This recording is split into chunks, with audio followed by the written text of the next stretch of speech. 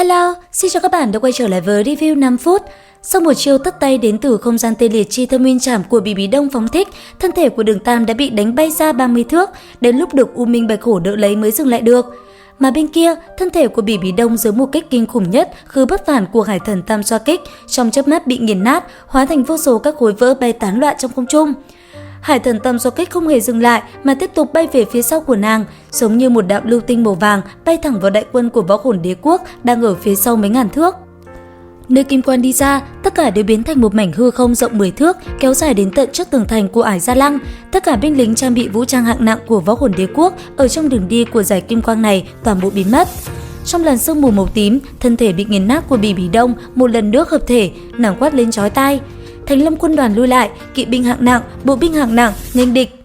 Phía bên kia, Quan Long Nguyên Soái và đại sư cũng đồng loạt ra lệnh phóng thích Gia Cát Thần Nỏ đối kháng lại. Khi Bỉ Bỉ Đông thấy Gia Cát Thần Nỏ bắn ra lần thứ 3, phụ trợ Khệ Hồn Sư và hồn sư cấp thấp của Thành Long quân đoàn ngã xuống từ mảng lớn, nàng không khỏi nhắm mắt lại một cách thống khổ. Lúc này, nàng mới nhận ra mệnh lệnh của mình là hoàn toàn sai lầm. Nhưng mà hiện tại, có nói gì thì cũng không còn kịp nữa. Sau cùng, Bỉ Bỉ Đông nhìn thoáng qua Đường Tam đang ở xa xa, hét lên một tiếng gọi phong hào đấu la của phe mình, rồi bay nhanh thoái lui về phía hướng Gia Lăng Quan. Lúc này, căn bản Đường Tam không quan tâm đến việc đuổi theo, những người khác của Sử Lai Khất Thất Quái cũng ào ào tới che chắn trước người hắn.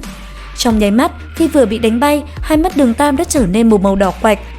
Hắn sao lại không thấy rõ người đã thay mình hướng lấy công kích của Bỉ Bỉ Đông là ai?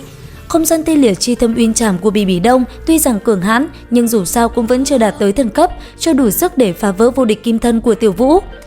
May mắn là Tiểu Vũ còn lại một lần duy nhất vô địch kim thân để phòng ngự, nếu không sợ rằng nàng cũng bị nát thành từng mảnh, giống như số phận của Ma Hùng Đấu La.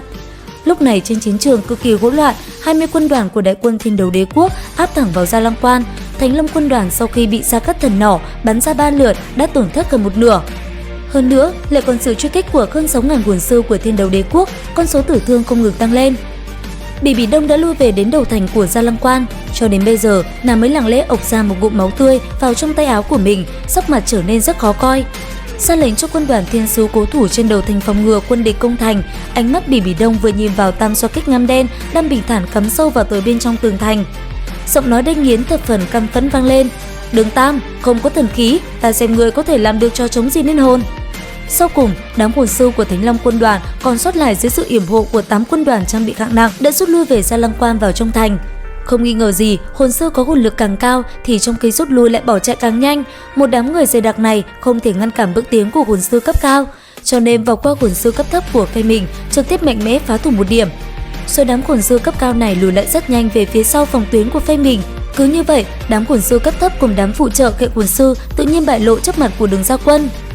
Thế nhưng, nên theo sự rút lui của chúng, quân đoàn hồn sư và quân đoàn kinh trọng kỵ binh của Thiên Đấu Đế Quốc cũng đã đánh tới sát bên.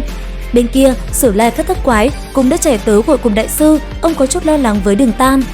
Theo kinh nghiệm nghiên cứu về hồn sư của hắn, tự nhiên nhìn ra thực lực của Bỉ Bỉ Đông và Đường Tam đối lập nhau, nếu như không có Hải Thần Tam xoa kích, Đường Tam tuyệt đối không phải là đối thủ của Bỉ Bỉ Đông. Tác dụng đáng có của hồn sư trong chiến tranh trong nháy mắt xuất ra, nhất là Hoàng Kim Thiết Tam Giác hóa thành Hoàng Kim Thánh Long cùng với Kiếm Đấu La và Cốt Đấu La. Ba cường giả như cổ lạc đàn dê trong nháy mắt mở ra một cái lỗ hổng trong quân đoàn trang bị nặng của Võ Hồn Đế Quốc. Trong nháy mắt, 6 tên hồn sư tách ra, phụ trợ Khệ Hồn Sư ở phía sau, Cường Công Hệ ở phía trước, Mẫn Công Hệ ở hai bên. Trên tường thành Gia Lăng Quan, tướng lĩnh của các vương quốc công quốc tạo thành Võ Hồn Đế Quốc lúc này đã quỳ rạp xuống. Chỉ thấy trên gương mặt của Bỉ Bỉ Đông âm u bất định, sự kinh quyết của nàng không khỏi làm những người này cảm thấy chạnh lòng. Bên phía đội quân của Thiên Đấu Đế Quốc, Phong Tiểu Thiên cũng đã xuất hiện. Đây có lẽ chính là chi tiết mới được phía nhà đài thêm vào. Liệu rằng thanh niên này sẽ có màn thể hiện như thế nào? Cùng mình đón chờ nhé!